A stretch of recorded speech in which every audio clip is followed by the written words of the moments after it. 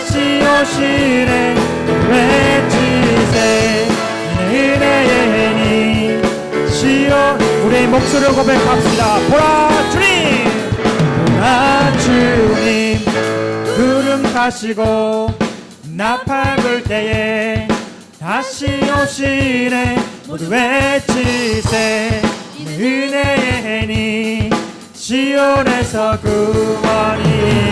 보라 주님, 구름 타시고 나팔 불 때에 다시 오시네 모두 외치세 은혜의 해니 시온에서 구. 마지막으로 선포합시다. 보라 주님, 구름 타시고 나팔 불 때에 다시 오시네 모두 외치세 은혜의 해니 시온에서 구원이 임하네. 아멘. 그러므로 우리에게 큰 대제사장이 계시니 승천하시니 곧 하나님의 아들 예수시라. 우리가 믿는 도리를 굳게 잡을지어다. 우리에게 있는 대제사장은 우리의 연약함을 동정하지 못하시리가 아니요 모든 일에 우리와 똑같이 시험을 받으신 이로되 죄는 없으시니라.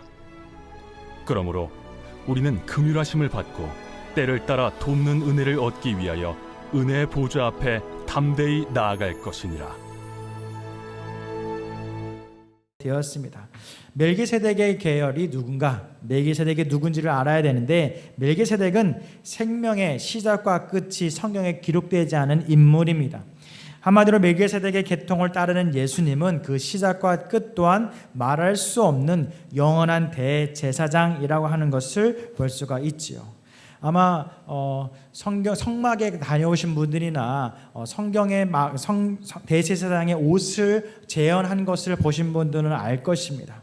대제사장의 역할 중에 큰 것은 죄를 속하여 주는 것을 주님께 간구하는 역할을 하는 것이고, 또 한 가지의 역할은 경각심을 이스라엘 백성들에게 드높이는 역할을 했습니다. 한마디로 지금 비록 우리에게는 예수 그리스도와 우리가 함께하고는 있지는 않지만 하늘로 올라가셔서 그 끝이 없이 영원토록 우리와 함께하신 예수님이 마치 멜기세덱의 역할처럼 우리에게 끊임없이 나의 연약함과 죄를 대속하기 위해서 지금도 우리를 위해 일하시고 계시고, 더불어서 우리의 삶 가운데에 죄의 길, 유혹의 길에 빠지지 아니하도록 경각심을 지금도 우리에게 알려주고 계시다고 하는 것입니다. 그렇게 오늘 우리는 말씀을 통하여서 대제사장이신 예수 그리스도께서 그 대제사장의 역할을 어떻게 우리에게 사랑의 모습으로 하는지를 한번 살펴보고자 합니다. 첫 번째는 이것입니다. 우리의 연약함을 이해해 주시는 대제사장이십니다. 대제사장 예수님은 우리의 연약함을 동정하시고 사정을 다 알아주시는 분이라는 것을 우리는 잊지 말아야 합니다. 그것은 예수님은 우리와 마찬가지로 육신의 연약함과 시험, 유혹을 경험하였기 때문입니다. 나아가 예수님은 발가벗겨진 몸으로 십자가에 달리는 수치 또한 겪으셨습니다. 십자가에 달리기 전 채찍으로 맞고 못 박힌 상태로 십자가 위에 달리는 고통을 당하신 것이죠. 누군가는 신학자들은 저 모습은 그저 신이 인간인 척하는 거야 라고 해서 도깨비와 같은 우리의 실체가 아니기에 예수님은 가짜 고통을 느끼셨을 거야 라고 이야기하면서 마치 연극 배우가 연기를 하듯이 아마 예수님은 그렇게 고통이 없었을 텐데 고통받으신 척을 하는 거야 라고 주장했던 신학자도 과거에는 있었습니다.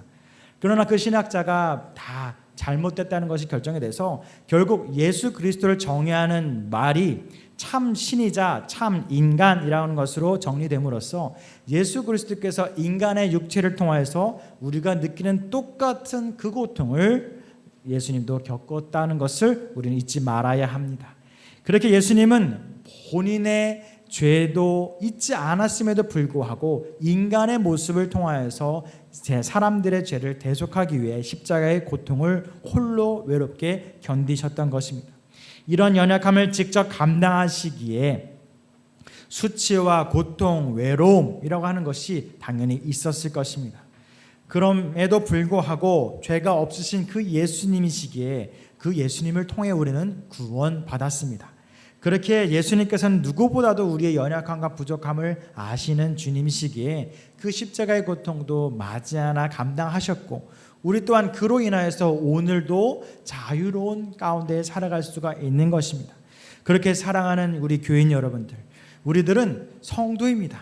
그렇기에 죄의 유혹에 빠질 수 있고 또한 세상의 자녀로서 살아가는 것처럼 보여질 수는 있지만 분명한 것은 우리는 세상의 자녀가 아닌 하나님의 자녀라는 것을 잊지 마시기 바랍니다. 그것은 바로 예수님께서 우리의 죄를 대속함으로써 자유함에 우리는 자녀가 될 수 있다는 것이죠. 그렇기에 우리는 예수님을 함께 나의 구주, 나를 이해하시는 분으로 고백하는 신앙을 기억하길 간절히 소망합니다.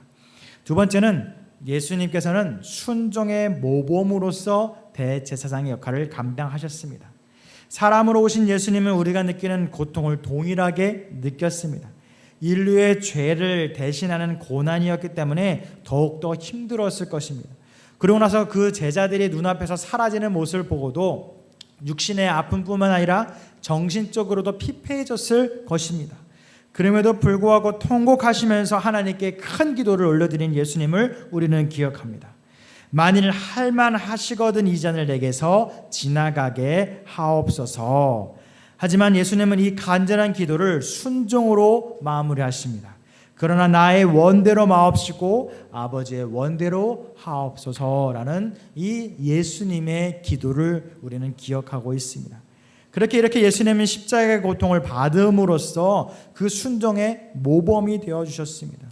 대제사장은 실제로 짐승을 잡는 제사장의 역할을 하면서 살아있는 제물을 죽이고 피를 빼고 뼈와 살을 분리하는 작업 가운데에 삶과 죽음을 나누었습니다.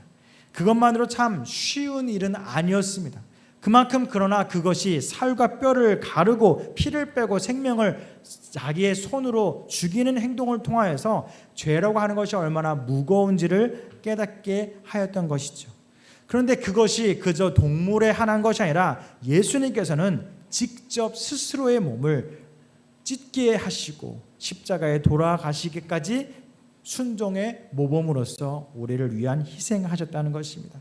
그렇기에 대제사장은 다른 동물의 생명을 통하여서 대속하였다면 예수님께서는 하나님께 순종하는 마음을 통하여서 그 모습을 순종함으로써 스스로를 대속 제물로 사용하셨다는 것을 우리는 잊지 말아야 됩니다.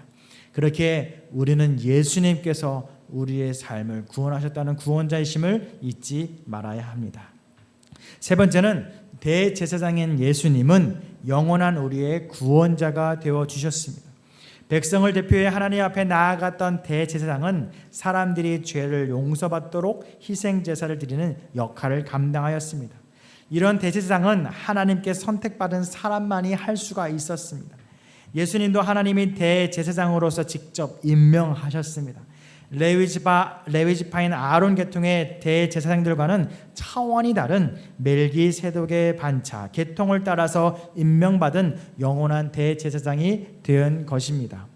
그렇게 하나님 아버지께서 대제사장의 직무를 받은 예수님은 자기를 희생 제물로서 바쳐 우리를 위한 속죄 제사를 드리게 된 것이죠. 이제 우리에게는 구원을 위해 다른 제사장이 더 이상은 필요 없습니다. 마지막인 그 예수님께서 대제사장의 직분과 우리를 위해 행하신 구속사역의 효력이 영원히 끝나지 않고 유효하기 때문입니다. 그렇게 대제사장의 마지막 제사장인 예수님, 그분을 통해서 우리는 영원한 속죄를 받게 된 것이고 우리의 연약함과 우리의 죄의 유혹에 빠지지 아니하도록 경각심을 받게 된 것입니다. 이제 말씀을 정리하고자 합니다. 대제사장이 입었던 에봇이라고 하는 옷이 있는데 그것은 방울이 달려 있습니다. 처음에 상상했을 때에 성소와 지성소에 들어갔을 때에 죄에 있는 상태로 대제사장이 들어가게 되면 즉시 하나님께 죽임을 당했기에 그 방울로 살아있는 주원지를 살피기 위해서 그때만 방울을 다는 줄 알았습니다. 그러나 대제사장의 에봇의 옷에는 항상 방울이 달려 있었고 대제사장의 역할은 예배가 없고 제사가 없을 때에는 이스라엘 백성들을 순찰하는 역할을 감당했다고 합니다. 상상을 해보시기 바랍니다. 저 멀리서 방울 소리가 들리는데 대제사장이에요. 그렇다면 이스라엘 백성들 중에 누군가가 자기의 연약함 때문에 죄를 짓는 그 순간 그 방울 소리를 들린다 상상을 해봅시다. 과연 그 사람은 담대히 죄를 저지를 수 있었을까요?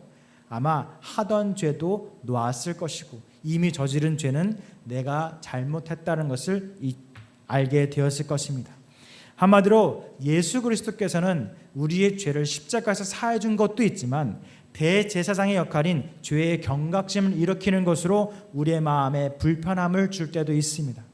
우리는 세상의 자녀로 살아갈 때에는 죄를 짓는 것이 거리낌이 없습니다. 오히려 그것으로 인해서 나의 삶이 유익이 된다면 우리는 그런 것도 서슴지 않고 거짓과 세상의 일을 할 수 있는 게 우리입니다. 그러나 믿음의 사람들은 그런 길을 걷지 아니하는 이유는 딱 한 가지입니다. 우리는 세상의 자녀가 아닌 하나님의 자녀라는 것. 대제사장이신 예수 그리스도께서 나와 함께 육체가 함께이고 있지는 않지만 우리 가슴 속에 성령님을 통하여서 지금도 대제사장의 옷에 붙어있는 방울과 같은 그 방울로 우리의 삶에 올바른 길로 이 경각심을 통해 이끌고 계시다고 하는 것을 우리는 잊지 말아야 됩니다.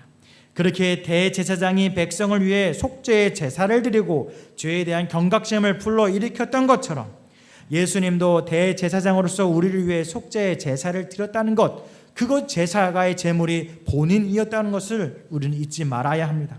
그렇게 이번 하반기를 살아가는 우리들의 삶 가운데서도 이 말씀을 우리에게 특별히 주신 것은 하나님의 은혜입니다.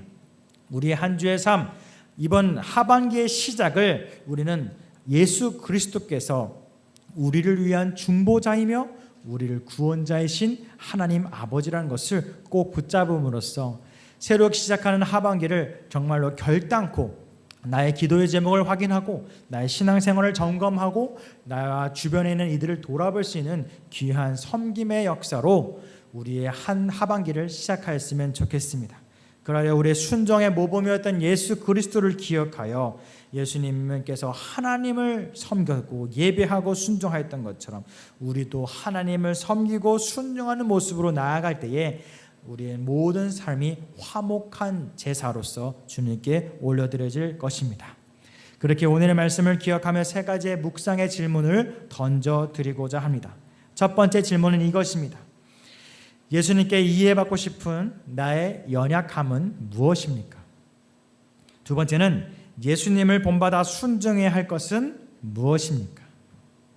세 번째는 영원한 구원자이신 예수님을 누구에게 전하고 싶습니까? 삶의 적용입니다. 한 주간 동안 기도하면서 내 연약함을 이해하시고 함께 하신 예수님의 임재를 느껴봅시다. 이번 한 주도 말씀을 붙잡고 살아가는 한 주가 되길 간절히 소망드립니다. 기도하겠습니다. 사랑과 은혜가 많으신 하나님 감사합니다. 대제사장이신 예수 그리스도의 은혜를 오늘 살폈습니다. 우리의 죄를 십자가의 고통 가운데 해결하여 주시고 매 순간 넘어지고 나의 연약함 가운데 죄를 지을 수 있는 우리의 삶에서 정말로 그 찬란한 종소리와 같은 성령의 경각심을 통하여서 우리가 죄의 길이 아닌 하나님의 길을 걸어가게 도와주시옵소서. 그러하여 우리 한 주의 삶 가운데에 정말 특별히 이번 2022년도의 하반기의 시작을 알리는 이번 한 주가 세상 가운데에 바삐 지나감으로써 주님을 놓치는 삶이 아닌 바쁠수록 주님을 놓치지 아니하고 주님의 은혜 가운데 살아갈 수 있는 귀한 한 주의 시작으로 삼게 하여 주시옵소서. 그러나 나의 연약함을 주님께 내려놓고 주님께 순종하며 나아갈 때 나의 삶, 우리 가족의 삶, 우리 공동체의 삶이 건강하게 될 수 있도록 지켜주시옵소서. 언제나 우리를 지켜주시고 보호해 주실 예수 그리스도 이름으로 기도드렸습니다. 아멘.